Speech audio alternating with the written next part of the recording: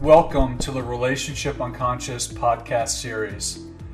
I'm Dr. James Tobin, a licensed psychologist and psychotherapist. My clinical practice is based in Newport Beach, California, and I work with individuals, couples, and families primarily on their relationship issues. I also conduct psychotherapy groups and interactive educational workshops on romantic relationship issues and parenting concerns. In this podcast series, Relationship Unconscious, I focus on how the mind's unconscious influences the way we think, feel, and behave in our relationships. Although we probably like to think our conscious intentions and desires determine how our relationships play out, unfortunately, that's not really the case. Freud established the significance of the mind's unconscious in determining many aspects of our intrapsychic and interpersonal lives, and since the time of his contributions, our knowledge base has evolved considerably. Drawing from all I've learned from my patients in 17 years of clinical practice, it's my hope that this podcast series will capture just how the unconscious impacts our relationships, and perhaps even more importantly, will help listeners navigate the mind's tendencies, especially those tendencies that hinder the attainment of healthy, fulfilling relationships.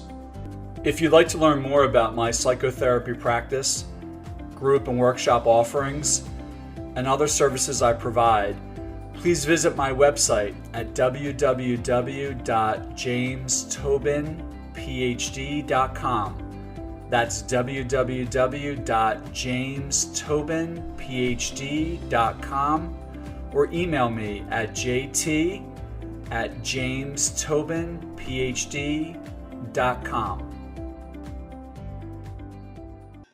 What Nietzsche teaches us about good parenting. Friedrich Wilhelm Nietzsche was a German philosopher, artist, and Latin and Greek scholar who is perhaps best known for his study of tragedy in ancient Greek mythology. Nietzsche conceptualized an important element of tragedy, the artistic depiction of human suffering. According to Nietzsche, theater reified in spectators an appreciation of the human condition, the powerful forces that lead us astray, the dilemmas that have no solution, and the deterministic quality of flawed individual traits. Extending from these ideas, Nietzsche's concept of eternal recurrence denoted a sense of contentment with one's life and an acceptance of it. The notion of eternal recurrence has been linked to the Latin phrase amor fati, which, loosely translated, means love of fate or love of one's fate.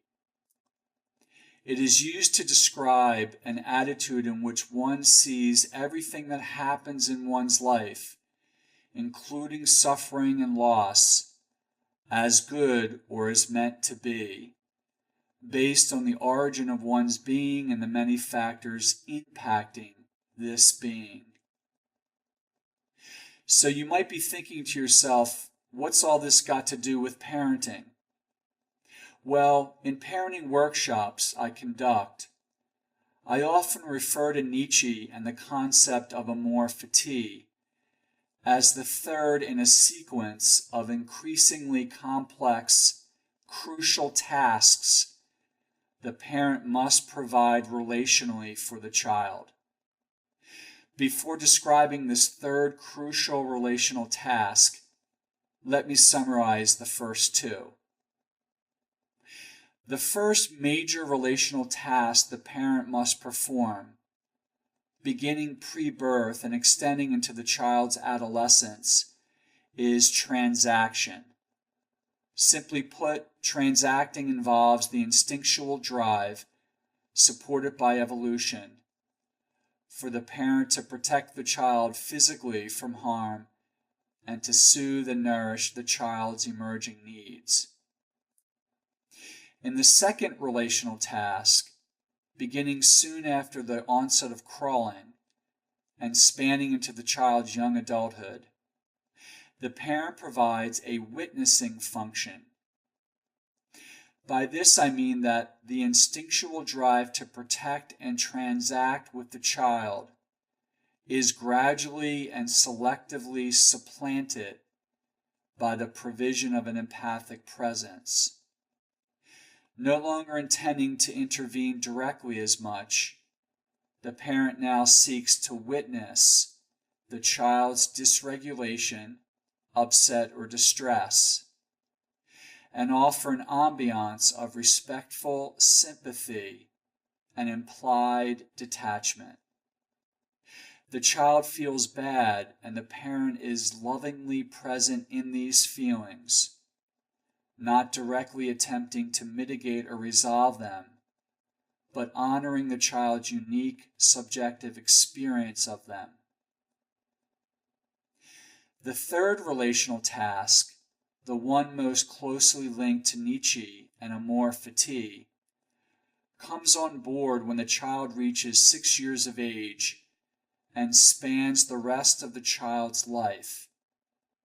After years of instinctual protection of the child and witnessing and empathically resonating with the child's feeling states, the relational demand on the parent now is to form and communicate an understanding of the child's unique identity, how things add up for the child, both for good and for bad.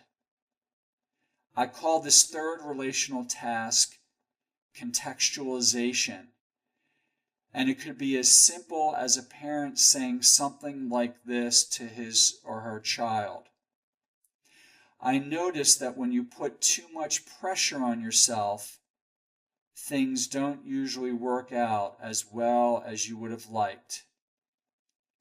In the spirit of Nietzsche, this small descriptive comment draws the child's attention to how one personal factor of the child seems to be related to another, thereby depicting a potential cause-effect relationship between various components of the child's personality.